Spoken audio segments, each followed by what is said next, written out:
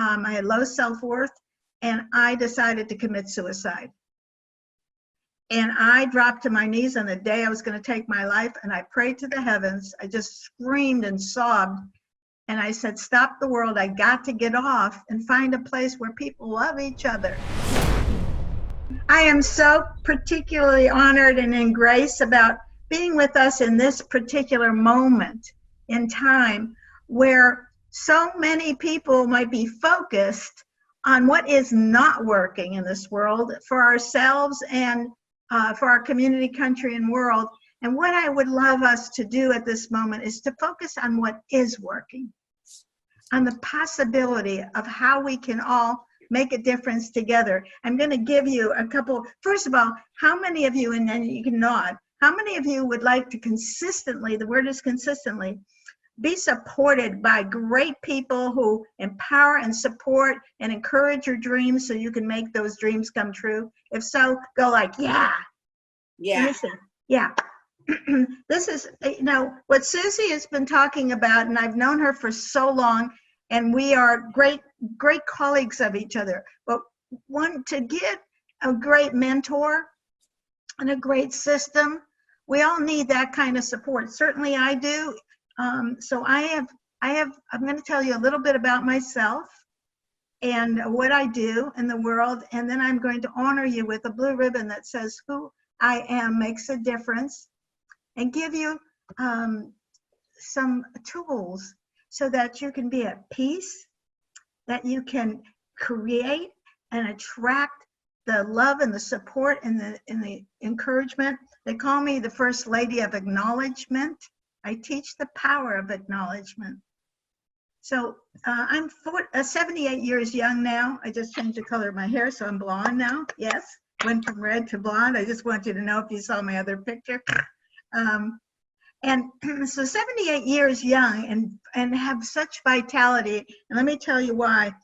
40 years ago, I was a multimillionaire. My husband and I owned a mansion overlooking the ocean, Pacific Ocean. We had fancy cars in the driveway. I was super successful in real estate sales and had bought 60 homes with no money down in 6 months because I had no money. And I learned how to do that. And we multiplied that into high-rise buildings, shopping center sites, and all that great stuff. And in the process, my husband, who is a brilliant and beloved businessman, behind closed doors, he was, I don't know if you've ever had this, but he was very controlling and intimidating and verbally abusive to me. Raise your hands if that has happened. All right. Look, and if it hasn't happened to you, you know someone that's happened to, right? When you look at the community that we live in, and you never know, right? You never know the woman next door. You never know somebody like Helice. You never know somebody like myself, because we're ashamed and we hide it, and we're trying to, you know, our sparkly bag is still sparkly and pretty. You know, what Susie is saying, and all of us, I mean, I didn't have anybody to turn to. And all of a sudden it went dark inside. And all I could think about, my life doesn't matter. I'm a mom of 2 preteen sons at the time. I've got everything. I just bought a new Mercedes. And all I thought about is nothing I do matters and makes a difference. One person did that. Well, I received that. Let me just acknowledge that. I had low self-worth, and I decided to commit suicide. And I dropped to my knees on the day I was going to take my life, and I prayed to the heavens. I just screamed and sobbed, and I said, stop the world. I got to get off and find a place where people love each other. And something came through me that had never come through me before. I never heard voices.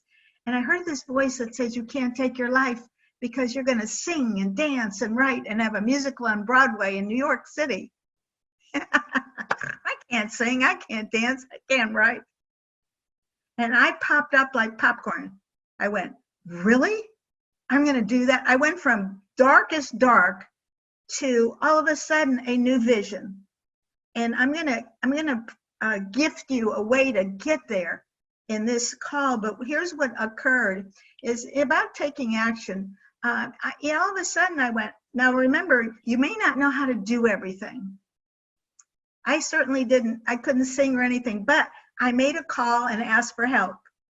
Susie was talking about that. I called a client that was on Broadway in New York, client of mine, and I said what I wanted, and I said, how do I sing and dance, and how do I do this? And she said, go down and audition for a musical downtown.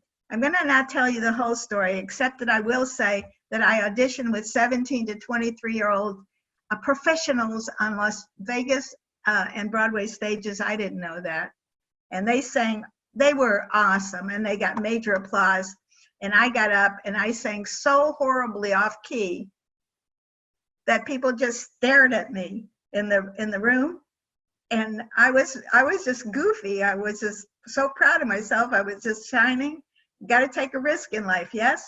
Nod your head if you're going to take a risk. Go like that. Got to get outside the box here. And I just kept standing and like a Cheshire cat, I kept smiling.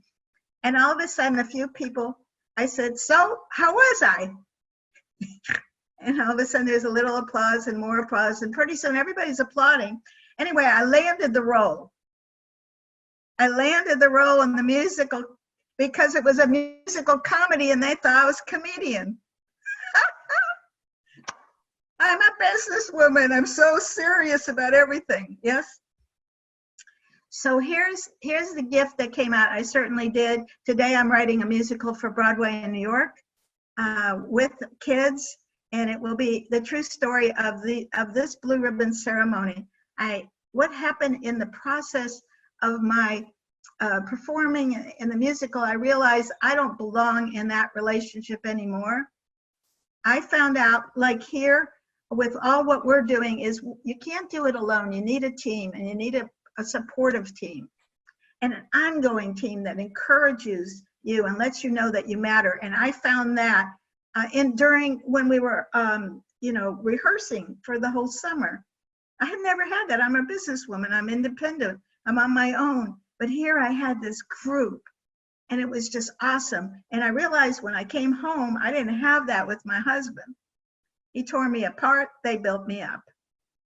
And I left our $1 million home. I walked out. I filed for divorce. I left my career. I became homeless. And then I decided I wanted to do something to make a difference. And Susie said about servant leadership, this is a brilliant moment in time to serve and acknowledge and create something that we don't even know. What happened to me is that I said I wanted to make a difference, and I volunteered to be co-chair of the San Diego Hunger Project. And I spoke to thousands of kids in schools. And here is what people are telling you today, and they were telling me that 40 years ago. I had a kid that came up, a boy that came up and said, my father just lost his job and we're losing our home. And we don't know what to do. A little girl comes over, she's 10 years old, and she says, my mother's got cancer. And I'm scared. And then a teacher comes up and says, my son just got arrested for drugs. And, what can I do? And I'm trying to help end world hunger, and I'm starving myself. I'm going through a divorce. So if we're looking at what is it that we can do at this moment, I didn't know.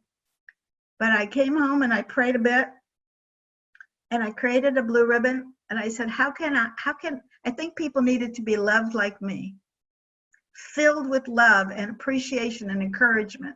And so I created a blue ribbon that says, who I am makes a difference. And I began to honor my kids' teachers and my neighbors. I taught people how to honor each other and bought some ribbons and gave them to people. And today, 50 million people around the world in 12 languages do this ceremony every day, and we're going for 1 billion people to be honored by 2020. And the musical that is entitled, I'm going to tell you a story that was in Chicken Soup for the Soul, and I just want to give us a vision and way to hold this. And I'm going to give you some simple ways after I tell you this story of how you can be at peace, see your vision, feel the gratitude, and empower other people. Oh, good. Oh, Sam, you got a ribbon. Thank you. God bless you. Oh my God. How cool is this? Oh, this is just, it's a blessing for all of us because we never know where the ribbons are. On a call yesterday, one of my friends told me that he had a valet service and 1 out of every 4 cars that came in had a blue ribbon on it. You don't know how we're going to make a difference together, but let me just share with you what I created, and then I will honor you after with this blue ribbon and leave you with some really special tools. While I started honoring people, it caught on. 35,000 people were honored in the first 3 months. And all of a sudden, a story came to me from New York. People started buying the ribbons from our nonprofit organization, Blue Ribbons Worldwide. And a teacher in New York called me and she said, I decided that I wanted to do a class project on the power of acknowledgement and what difference it could make in the community. And I brought each of my students, my high school senior students, up to the front of the class, and one at a time I told them how much they mattered to me. And I took your blue ribbon and I asked them if I had permission to place this on them. With their permission, I placed it above their heart. I cheered them on for their dreams and took the spark from my heart, which is tradition, and it's a sound that makes dreams come true, and put it in the ribbon by going bing, bing, B-I-N-G. And every time you hear a bing, know that a child just got their dream. And that afternoon, she gave all the kids 3 extra ribbons and said, go to the community and honor somebody. That afternoon, one of the high school seniors honored a junior executive for helping him with his career planning. Placed the ribbon above his heart, cheered him on for his dreams, gave him a bing, and gave him 2 extra ribbons and said, we're doing a class project. Would you honor somebody and give them an extra ribbon to honor another? That afternoon, the junior executive went to his grouchy boss. And he said, sir, I want to honor you for being a creative genius. You built this company, gave me a job. Would you accept this gift of this ribbon? May I have permission to place it on you? And he placed it on him, and he gave him a thumbs up and gave him a bing, and he gave him the last ribbon and said, this boy is doing a class project. Would you honor someone? The grouchy boss was driving home in New York traffic, and he said, who am I going to honor? When he came home that night, he sat his son down, 14-year-old boy. He said, every night I come home, I yell at you for your messy room and not getting better grades in school. But tonight, son, I just really want to tell you that who you are makes a difference and that I love you. And just as he was placing the ribbon above his boy's heart, the boy started to sob and sob. He walked over to a drawer, opened a drawer, pulled out a gun, looked at his dad and said, I was planning on committing suicide tomorrow, Dad, because I didn't think you loved me. And now I don't have to. In a minute or less, we saved that boy's life. The story was told in class by this boy, and the teacher called me. And it was 1988. And later the story wound up in Chicken Soup for the Soul and was later made into a television movie that went viral, was #1 on YouTube for 10 weeks. Whoever you are, I'm inviting you to honor somebody, and I'm going to honor you in this moment, honor you with this blue ribbon and tell you all how much you matter to me and invite you to think of all the people that you can honor on Facebook, Facebook Live, all the Zoom call. Helice, before you start, I want everyone just to look at Helice and get present. Stop multitasking, turn your camera on if you can, because this, I promise you, if you open your heart, I want you to see the difference it makes for you. Even though she can't touch you, even though we personally can't give it to you, Yes. Look at Brisa. Natalie has hers on her computer. Everyone's texting me. Charlotte has her in a notebook. Oh, Sam's wearing it right now. To just get present to Helice in this moment. And I want you to hear her words, and I want them to land where you need to hear them so that we're present. Because I promise I got chills just getting present to you, Helice. I believe Helice is a gift from God, and she is one of the biggest gifts that God has given us. So go ahead, Helice. Thank you, because it takes a lot of courage and intimacy to honor somebody, to look them in the eyes, which I am doing with you. And holding this blue ribbon up, and it says who I am makes a difference. And I really want to honor you for this precious time that you're taking to evolve yourself and not knowing what's going to be next, for staying steady, for loving yourself, for focusing on what the possibilities are in this world, and keeping this power and the encouragement of your own love of self while you're honoring and loving everybody else around you, no matter what. Would you accept this gift from me? Yes. May I have permission to place it on you? Not if I did, please. It goes above your heart. Where does it go? Repeat in that and say, above my heart. Above my. Yes, it goes above your heart, and it points up toward all your greatest dreams coming true. I've got it on I wear it over my heart all the time. Up toward all your greatest dreams coming true. And it is tradition for me to take the spark from my heart and put it in the ribbon. It is the sound that makes dreams come true. And the sound is bing. And every time you hear a bing, you'll laugh and smile and give somebody a thumbs up and say, you can do it. I believe in you. Who you are makes a difference. Love that, Helice. Thank you.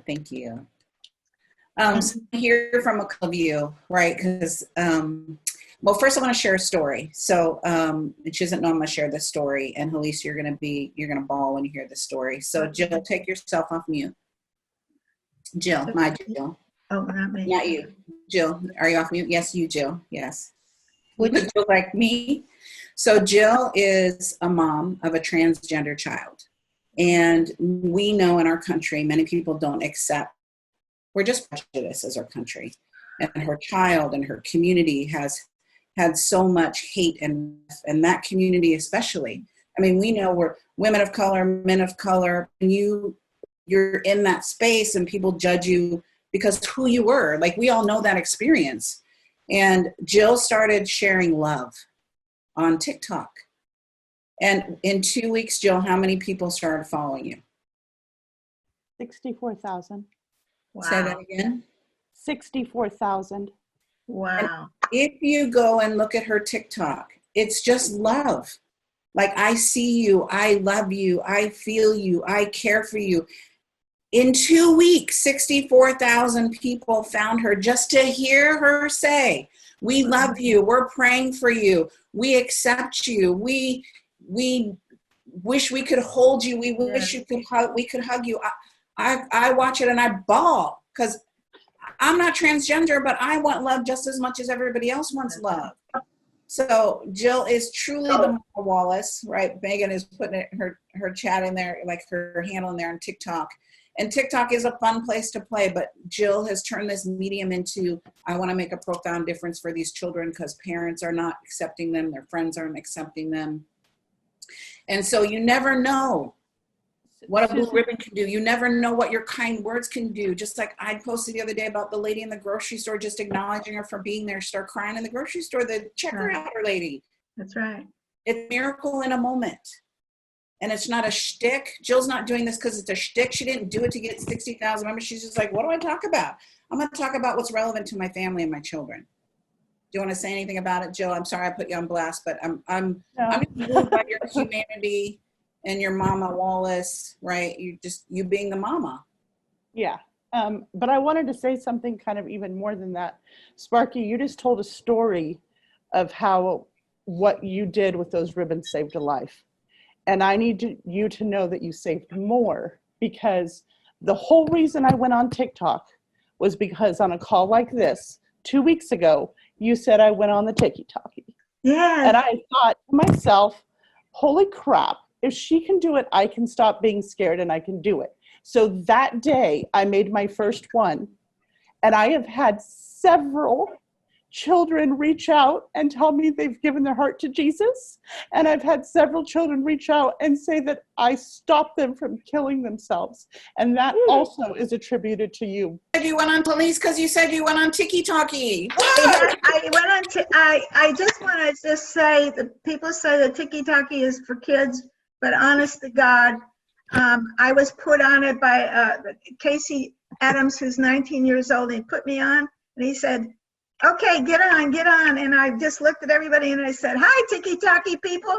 Have a great day. I guess I get 15 seconds. Whoops, I think it's gone.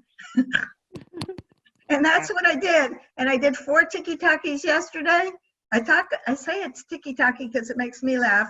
But I thought I was all that in a bag of cheese because I had 25,000 people. You know, now I got, like, I hear what you're doing, and I can add to that. I can really add to that. And let me just say something. We don't know who's listening, but also because I made a conversation and I trained via Zoom to Walmart in Indiana, a small town. I taught the public relations person for a little town in Indiana, and she brought this whole project to her school, to the community, and it ended violence in the school and ended bullying and everything else. She reported it on radio Walmart to 2,000 schools, 2,000 stores, 250,000 employees and customers found out about the blue ribbon.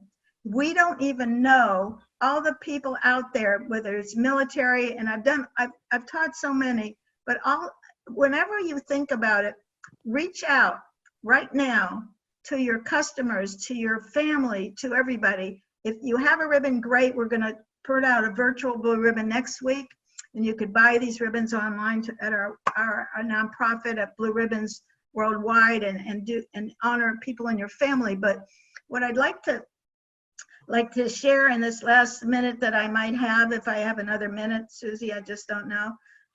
What I'd like to say no to Grandma Sparky, right? Yeah, how can you say no to you?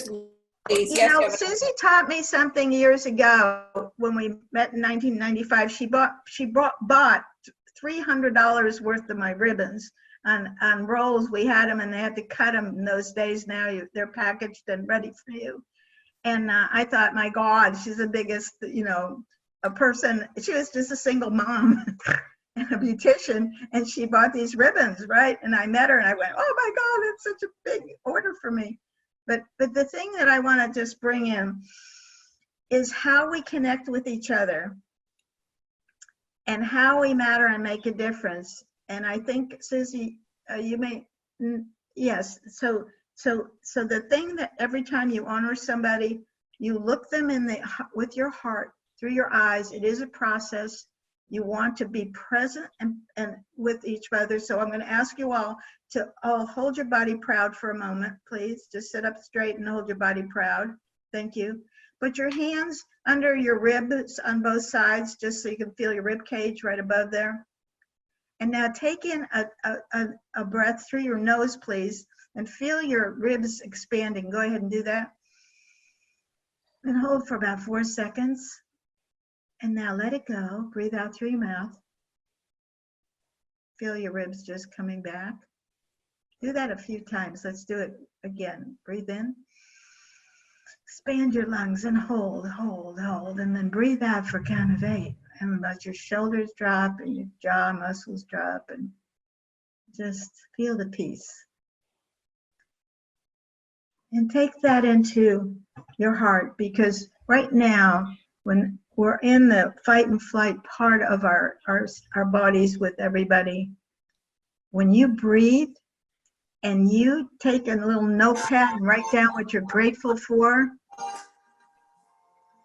and then take action to honor people and let them know that they matter, that you see them, hear them, appreciate them, respect them, love them, tell them that you like the way they polish their shoes. I don't care what you say. But just reach out and to your clients, your customers, everybody, and be on a Zoom and let them know that today you love them, you honor them, tell them specifically what you appreciate about them, and just say, I'm cheering you on for your dreams. Never, ever, ever give up.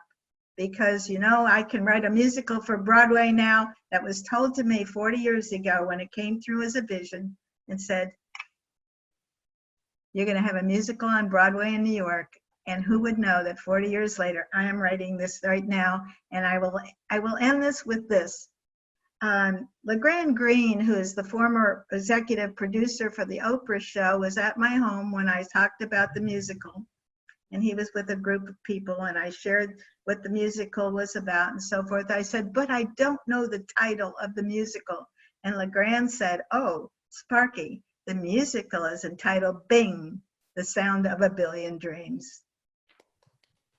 And My so God, with that, that's awesome. you can't know where you're going to get your support from, your love from, but we're all here together.